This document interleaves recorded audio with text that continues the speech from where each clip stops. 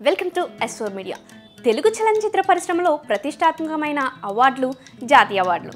తాజాగా కేంద్ర ప్రభుత్వం 70వ జాతీయ చలనచిత్ర అవార్డులు పొందిన విజేతల జాబితాని తాజాగా కేంద్ర ప్రభుత్వం విడుదల చేసింది. 2022 ఏడాదికి గాను 70వ జాతీయ సినీ అవార్డులను కేంద్ర ప్రభుత్వం ప్రకటించింది.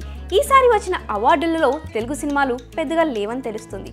తమిళ, కన్నడ, హిందీ చిత్రాల హవానే కొనసాగింది. ఏ సినిమాకు ఏ అవార్డు వచ్చిందో ఇప్పుడు ఒకసారి ఈ వీడియోలో తెలుసుకుందాం.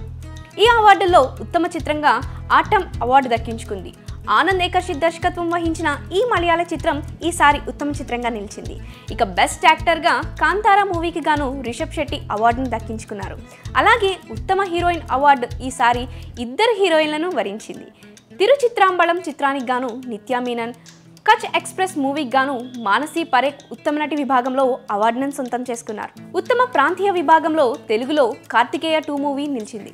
నిఖిల్ హీరోగా వచ్చిన ఈ సినిమా పాన్ ఇండియా రేంజ్ లో మంచి కలెక్షన్ రాబట్టిన విషయం తెలిసిందే. అయితే గత ఏడాదితో పోల్చితే ఈ ఏడాది టాలీవుడ్ కు తక్కువ అవార్డులు వరించాయని చెప్పాలి. 69వ నేషనల్ అవార్డులో బెస్ట్ యాక్టర్, బెస్ట్ మ్యూజిక్ డైరెక్టర్తో పాటు మొత్తం 10 విభాగాల్లో అవార్డులను గెలుచుకుని జాతీయ స్థాయిలో టాలీవుడ్ సత్తా చాటింది. అయితే ఈసారి మాత్రం యాక్టింగ్తో పాటు సాంకేతిక విభాగాల్లో తెలుగు సినిమాకు ఒక్క అవార్డు కూడా దక్కలేదు. ఇక కన్నడలో ఉత్తమ ప్రాంతీయ చిత్రంగా KGF 2 నిలవగా, తమిళంలో పొన్నియిన్ సెల్వన్ 1 నిలిచాయి. ఇక ఉత్తమ దర్శకుడు విభాగంలో ఉంచాయి. ఈ సినిమాకు గాను సూరజ్ బర్జాత్యాకు నేషనల్ అవార్డు వరించింది. ఉత్తమ హోల్సమ్ ఎంటర్టైన్మెంట్ విభాగంలో కాంతారా అవార్డు సొంతం చేసుకుంది. ఉత్తమ విజువల్ ఎఫెక్ట్స్ విభాగంలో బ్రహ్మాస్త్ర పార్ట్ 1 చిత్రానికి నేషనల్ అవార్డు దక్కింది.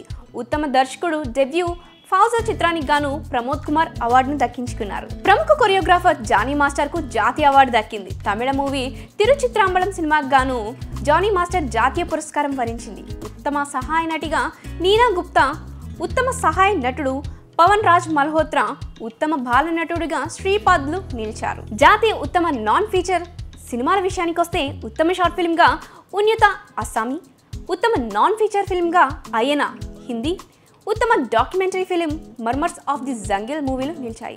అలాగే ఉత్తమ యానిమేషన్ సినిమాగా ఏ కోకోనట్ ట్రీ, ఉత్తమ దర్శకురాలుగా మిరియం చాండి మినేచరీ ది షాడో బెంగాలీ నిలిచారు. 2022లో వచ్చిన సినిమాలకు వచ్చిన జాతీయ అవార్డులు ఇవే. ఇకపోతే ఈసారి తెలుగులో పెద్దగా అవార్డులు రాలేదు. తమిళం, కన్నడ, హిందీ చిత్రాల హవానే కొనసాగింది. ఉత్తమ ప్రాంతీయ చిత్రంగా కార్తికేయ 2 నిలిచింది. ఇక తమిళంలో పొన్నియిన్ సెల్వన్, కన్నడలో KGF సినిమాలను ఎక్కువ అవార్డులు వరించాయి. ప్రతిసారిలానే ఈసారి కూడా ఉత్తరాది సినిమాలకే అధిక ప్రాధాన్యత ఇచ్చారు. తెలుగులో అతి తక్కువ వచ్చినట్లు తెలుస్తుంది. ఉత్తమ ప్రాంతీయ చిత్రంగా నిఖిల్ నటించిన కార్తికేయ 2 నిలవగా, బెస్ట్ కొరియోగ్రాఫర్ కేటగిరీలో జానీ మాస్టర్ను జాతీయ అవార్డులు వరించాయి. ఇక మొత్తం 28 భాషల్లో విడుదలైన 300కు పైగా సినిమాల నుంచి అందిన నామినేషన్లు 11 మందితో కూడిన జ్యూరీ పరిశీలించి ఈ అవార్డులను ప్రకటించింది. అందులో ఎక్కువగా సౌత్ యాక్టర్స్ గెలుచుకోవడం విశేషం.